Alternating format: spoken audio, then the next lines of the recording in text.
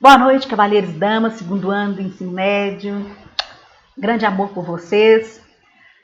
Na semana passada nós encerramos o período simples, né? Os elementos essenciais da oração, e essa semana agora nós vamos começar com os elementos dos períodos compostos, e aí nós vamos retomar alguns conceitos, acrescentar outros, né? Lógico que a nossa aula não vai se encerrar apenas nesses 3 conceitos aí, frase, oração e período. Nós vamos precisar de outras aulas para continuar essa reflexão. Mas antes de nós trabalharmos esses conceitos de sintaxe que são tão importantes, nós vamos retomar o nosso trabalho do teste da semana passada, né?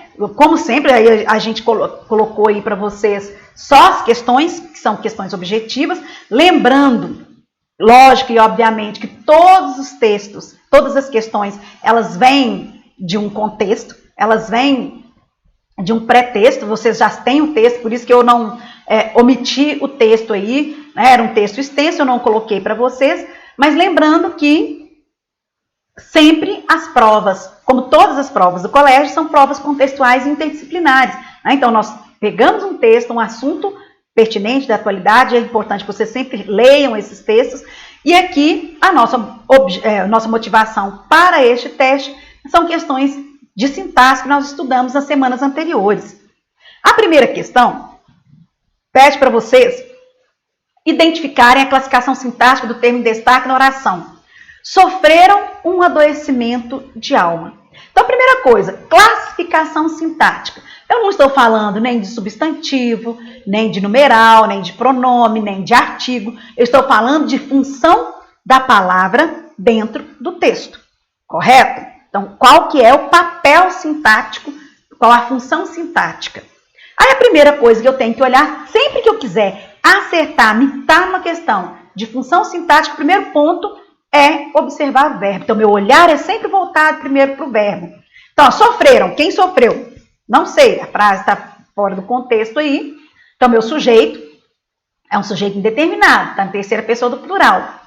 Aí vamos pensar, quem sofre alguma coisa. Sofreu o quê? Um adoecimento de alma. Então, esse termo, um adoecimento da alma, está completando um verbo que requer complemento. Significa que ele é um verbo transitivo. Não posso falar sofreram o quê? Então, ele é um verbo que requer complemento. Esse verbo requer um complemento, então ele é transitivo. Só que ele não pediu preposição. Então, ele é transitivo direto. Se ele é um verbo transitivo direto, o seu complemento verbal só pode ser o objeto direto. Lembrando, só existem dois complementos verbais. Ou é o objeto direto, sem preposição, ou o objeto indireto com preposição. Nesse caso, o verbo não requereu a preposição. Portanto, verbo transitivo direto. Então, o termo que está completando o verbo transitivo direto, corretamente, letra A, objeto indireto. Ah, mas e se fosse objeto indireto? Por exemplo, gostaram da resposta. Ah, peraí, quem gosta de alguma coisa. Ah, nesse caso eu precisei de preposição. Aí seria objeto indireto. Lembrando, complemento nominal. Ao invés de ele completar, eu não posso confundir complemento verbal, que é ou objeto direto ou objeto indireto, com complemento nominal. Objeto direto e objeto indireto completam sempre o verbo, correto? A diferença só de preposição ou com preposição ou sem preposição. Já o complemento nominal, ele cumpre o papel de completar o nome, ele é um substantivo, né? Então, ó, amor ao pai, o pai foi amado, então, amor ao pai está completando a palavra amor, correto? A adjunta de nominal é aquele termo coladinho no substantivo. Esse exemplo mesmo que nós temos aí daria para a gente enxergar uma adjunta de nominal. Então, um adoecimento, é um artigo que está completando aí, ó, que está acompanhando coladinho no meu substantivo adoecimento. Então, se eu quisesse esmiuçar a classificação sintática, eu poderia chamar o de adjunto adnominal. E o predicativo do sujeito já é velho conhecido nosso, né? Ele tem uma característica ligada ao sujeito, mas não se confunde com a adjunta de nominal, porque o adjunta de nominal ele é dispensável. Sofreram um adoecimento da alma. Se eu tirar aí, não implore, contribui, nem auxilie. Então, o predicativo, ou ele vem separado por vírgulas, ou ele vem depois do verbo de ligação, ou depois de um verbo intransitivo. Né? Então, as pessoas estão felizes. Estão é o verbo de ligação, felizes é a característica das pessoas. Então, aí seria o predicativo do sujeito. Correto? Alguma dúvida nessa questão? Tranquilo como um grilo, né? Questão número 2. Na frase, somos partícipes de um processo de transformação dessa região. Ou seja, nós participamos. Né? Partícipes, chique a palavra, é bacana. Então, somos partícipes de um processo de transformação. O vocábulo destacado é... Primeira coisa que eu vou verificar, quem vem antes dele? Quem é o vizinho dele? Somos. Somos vem do verbo ser. Portanto, partícipes está caracterizando o nós, né? Porque o nós aí, o sujeito, é um sujeito determinado, implícito, oculto na terminação verbal. Então, o somos é um verbo de ligação, portanto, o partícipes, a palavra que vem depois do verbo de ligação, vai ser chamada de predicativo do sujeito. O partícipes não pode ser adjunta de nominal porque ele não está colado no é um substantivo. Ele não é predicativo do objeto porque ele não está completando nenhum verbo transitivo. Ele não é adjunta de nominal porque ele não está dando a circunstância de tempo, de lugar, de condição e muito menos um objeto direto. Por quê? Para ser objeto direto, ele tem que estar completando um verbo transitivo direto. Então, ele está logo depois de um verbo de ligação. Portanto, um predicativo do sujeito. Uma característica relacionada ao sujeito. Claro para todo mundo? Compreenderam? Caminhando mais um pouco aqui. Na oração, possíveis transformações devem encaminhar tarará, tarará, tarará. O adjunto de nominal em negrito classifica-se morfologicamente como... Olha que questão interessante. Ele já disse para você qual é a função sintática. Então, ele já grifou a palavra, negritou e está dizendo, olha, isso aí é uma adjunta de nominal. Por que eu sei que ele é uma adjunta de nominal? Porque ele está coladinho no substantivo. Possíveis transformações, está colado no substantivo. Então, eu já sei que ele é adjunto de nominal. Mas qual que é a classificação morfológica? Lembrando, classificação sintática é a função. Classificação morfológica é que classe de palavra que ele pertence. E aí, nós vamos lembrar, os adjuntos adnominais, eles podem ser artigo, podem ser numeral, podem ser pronomes, adjetivos. A palavra possíveis é artigo? Não, artigos são o, a, os, as, uma, uns e uns. Artigo definido e artigo indefinido. Lógico, se acompanhando o substantivo.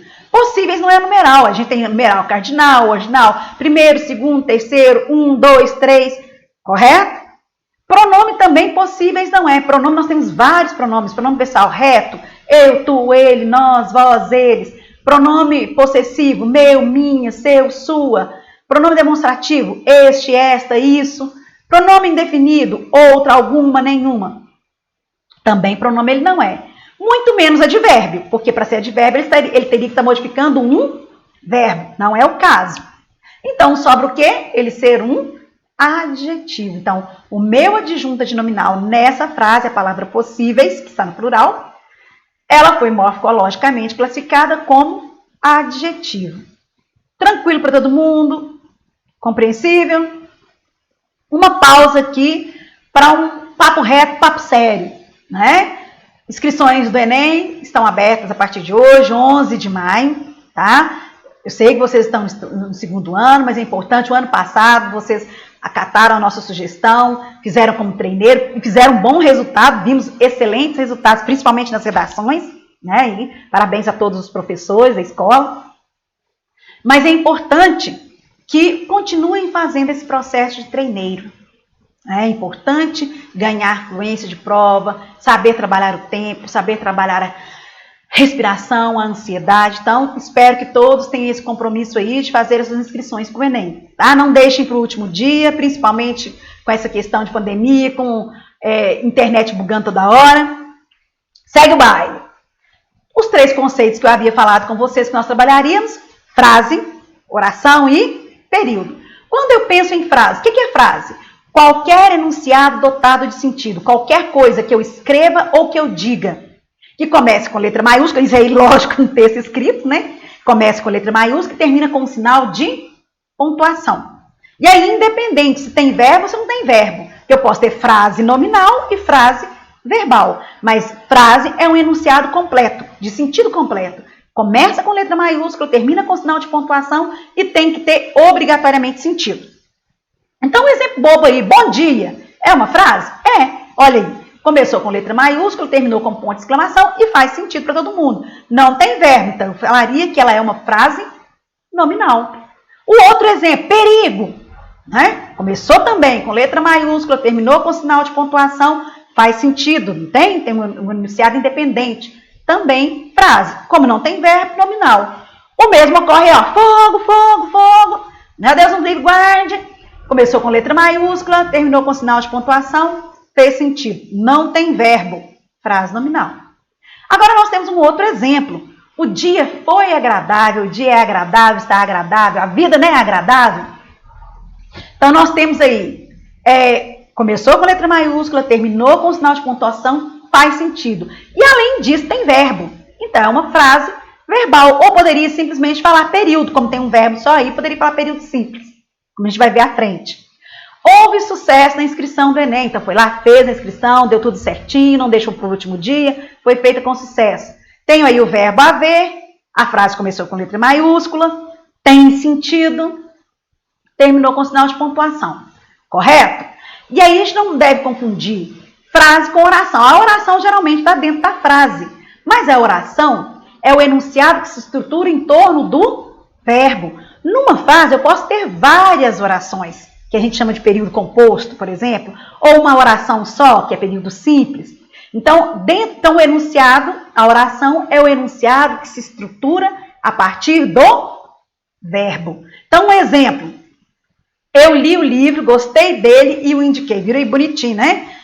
Não cometemos erros de paralelismo sintático aí. Então, ó, li é uma ação, gostei, outra ação, indiquei, outra ação. Então, nessa frase aí, que começou com letra maiúscula e terminou com sinal de pontuação, eu tenho 3 orações, 3 ações desenvolvidas dentro de uma única frase. Correto? No outro exemplo, todos assistiram ao debate dos presidenciáveis. Então, eu tenho uma ação. Qual que é a ação? A ação de assistir. Então, dentro dessa frase, eu tenho uma oração, ou seja, uma ação desenvolvida. Correto? Havia grande interesse na descoberta da vacina. Também tenho uma única oração aí, um único verbo. Portanto, dentro da minha frase, eu tenho uma única ação desenvolvida. Fez sentido até aqui? Aí depois nós vamos falar de uma outra definição importante, que é a definição de período. Período é a frase que obrigatoriamente possui verbo.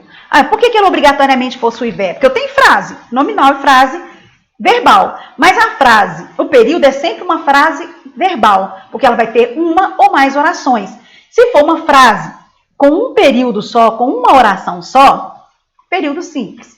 Mas eu tenho 2 ou mais orações, portanto vai ser período composto. Então, no primeiro exemplo aí, descobriram o caminho. Qual que é o verbo que eu tenho? O verbo descobrir. Eu tenho uma única ação desenvolvida. Portanto, o meu período é um período simples.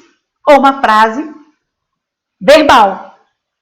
Depois nós temos, estudaram a matéria e divulgaram no grupo da sala. Qual foi a minha primeira ação? Estudar. Segunda ação, divulgar. Então, eu tenho 2 orações, 2 ações desenvolvidas dentro de uma mesma frase. Portanto, esse período aí vai ser um período composto. Depois a gente vai diferenciar se é período composto por coordenação, subordinação, que é o nosso próximo assunto.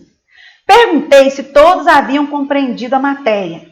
Olha, primeira coisa que eu fiz, perguntei. Segunda ação, haviam compreendido. Então, eu tenho 2 ações distintas. Portanto, de novo, eu tenho um período composto. Tranquilo como um grilo aqui, até aqui. Na próxima semana, nós vamos falar de a diferença entre período composto por coordenação e período composto por subordinação. Finalizando, sempre lembrar vocês de reverem os conteúdos de vocês, de reverem a matéria. Grande beijo, até a próxima.